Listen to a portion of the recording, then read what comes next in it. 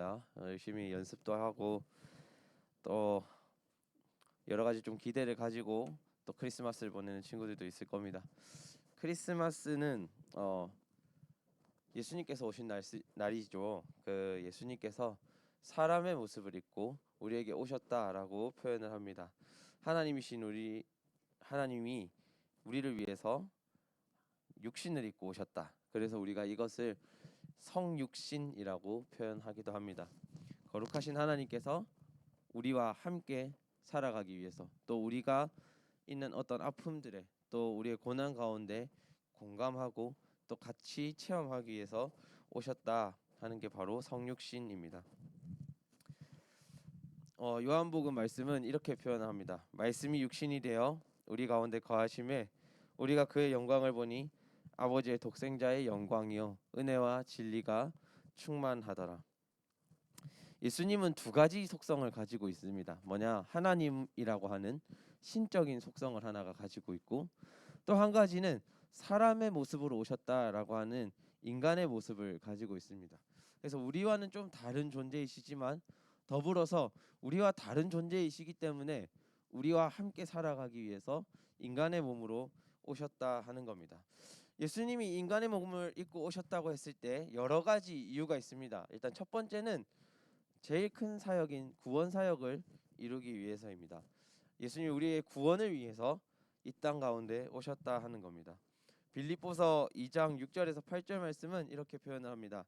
그는 근본 하나님의 본체시나 하나님과 동등됨을 취할 것을 여기지 아니하시고 오히려 자기를 비워서 종의 형체를 가지사 사람들과 같이 되셨고 사람의 모양으로 나타나사 자기를 낮추시고 죽기까지 복종하셨으니 곧 십자가에 죽으심이라. 우리 전도를 하는 분들을 보면 예수님이 우리 위해서 십자가에 달려 돌아가셨어요 라는 이야기를 굉장히 많이 듣습니다. 그죠? 근데 우리가 진짜 이 의미가 어떤 의미인가 알고 있는지 우리 한번 점검을 해보도록 합시다. 사람은 죄 가운데 태어난다고 합니다. 죄에 대한 속성을 가지고 있고 유혹의 연약함을 가지고 있고, 또 그렇기 때문에 악한 것들을 택하게 되는, 필연적으로 택하게 되는 그런 어려움을 가지고 있는 존재입니다. 그래서 우리가 사소하게는 우리 작은 거짓말들부터 혹은 변명하는 것들부터 시작해서 어떤 큰 어려움들, 죄악 가운데 있는 어려움들까지 이 모든 것들을 하나님께서 씻어내고 싶으셨다는 거죠. 청산하고 싶으셨다는 거죠. 그 이유가 이 죄의 싹이 성경은 명확하게 죄의 싹은 사망이라고 얘기를 하기 때문입니다. 우리가 벌을 받아야 마땅하지만 이것들을 씻어주고 싶으셨다는 거죠.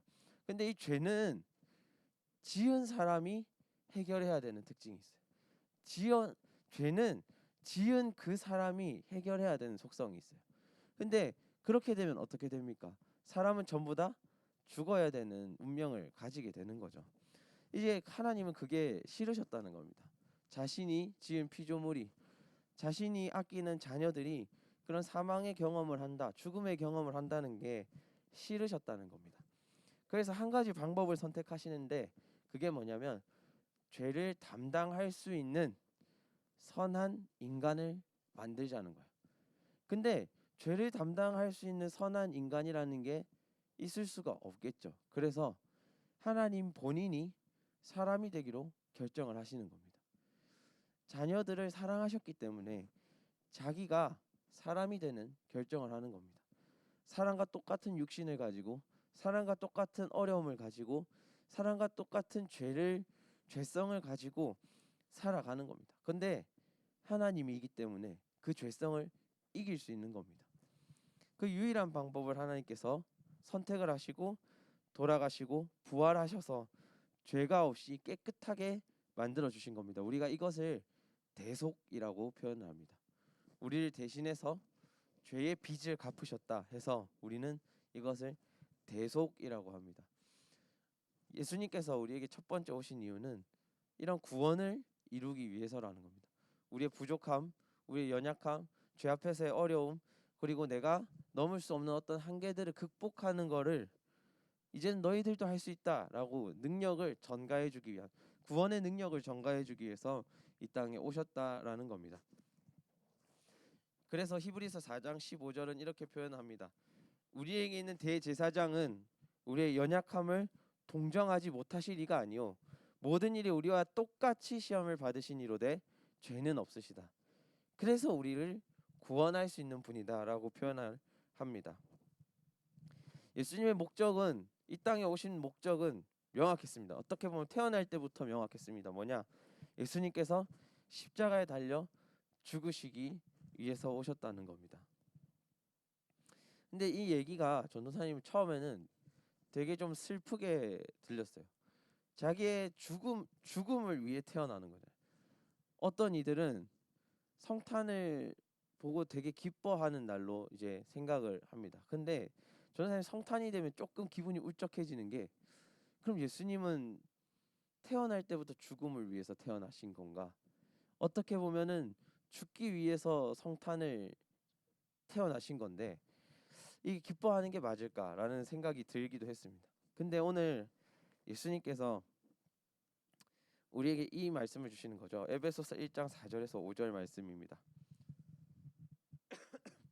곧 창세전에 그리스도 안에서 우리를 택하사 우리로 사랑 안에서 그 앞에 거룩하고 흠이 없게 하시려고 그 기쁘신 뜻대로 우리를 예정하사 예수 그리스도로 말미암아 자기의 아들들이 되게 하셨으니, 예수님의 죽음의 이유가 이 땅에 있지 않다는 겁니다. 예수님의 죽음의 이유는 이 이후에, 부활 이후에 있는 삶을 우리가 선택해서 살아가고 그 부활 이후의 영생을 함께 보내기 위해 있는 거라는 겁니다. 그 찰나의 순간은, 죽음의 순간은 그 영생을 위한 찰나의 순간이라는 겁니다.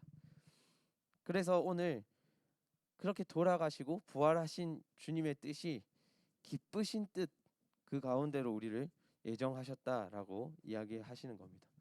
성탄은 그런 의미를 가지고 있습니다. 왜 성탄이 기뻐야 하느냐?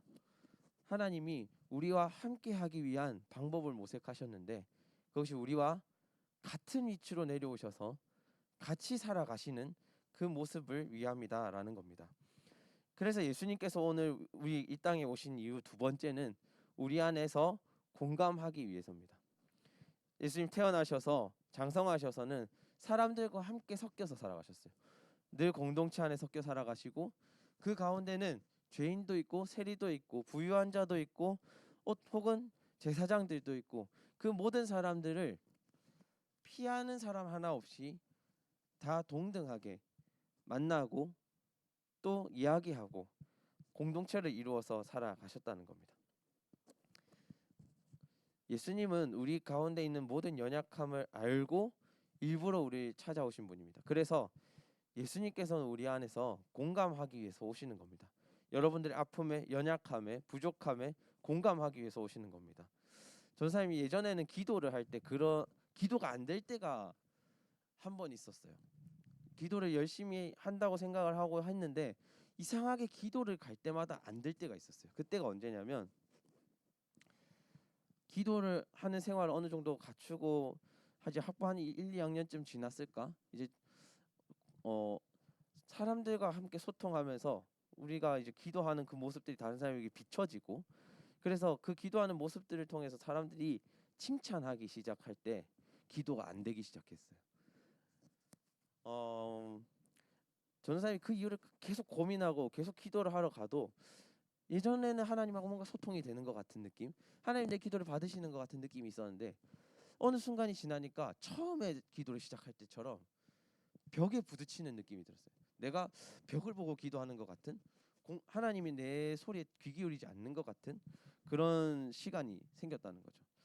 근데 전도사님이 어느 한날 전도사님의 기도 그리고 사람들을 대하는 방식에서 그 이유를 발견을 하게 됩니다. 그게 뭐였냐면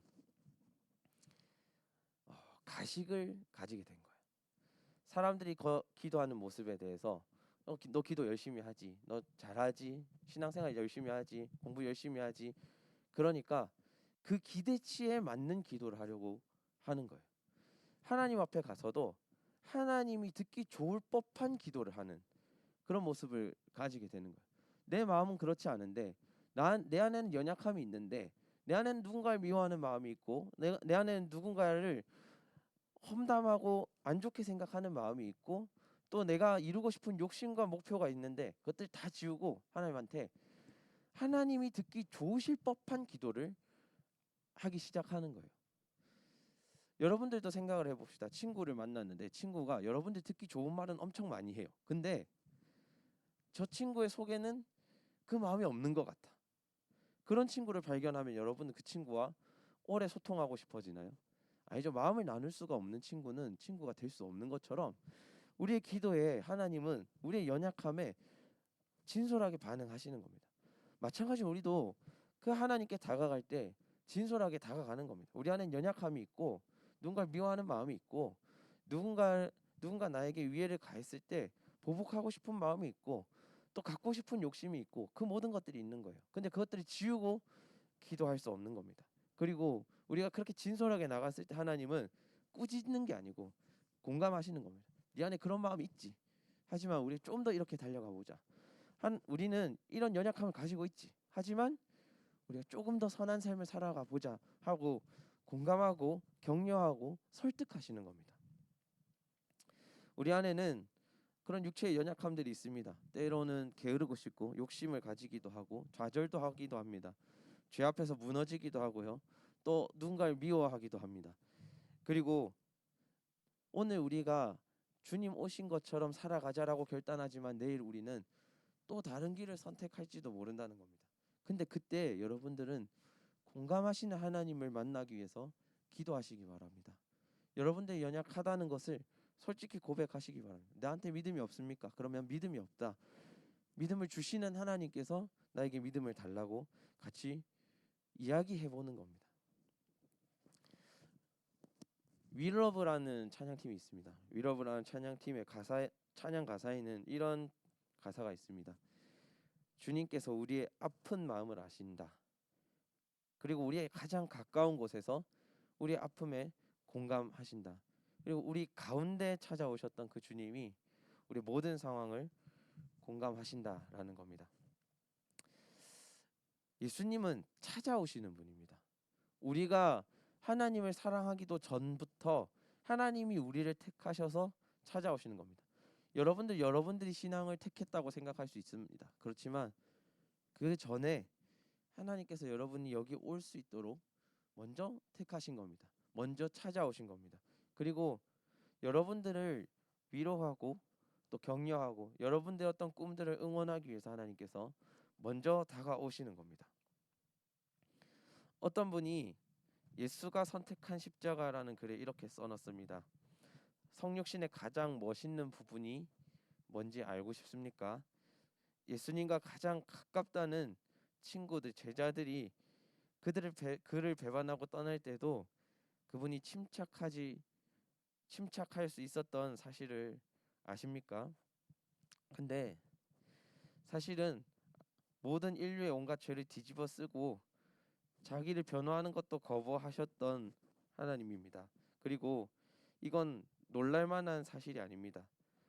천국의 면류관을 버리고 가시 면류관을 쓰신 그의 가장 멋있는 부분이 무엇인지 알고 싶습니까?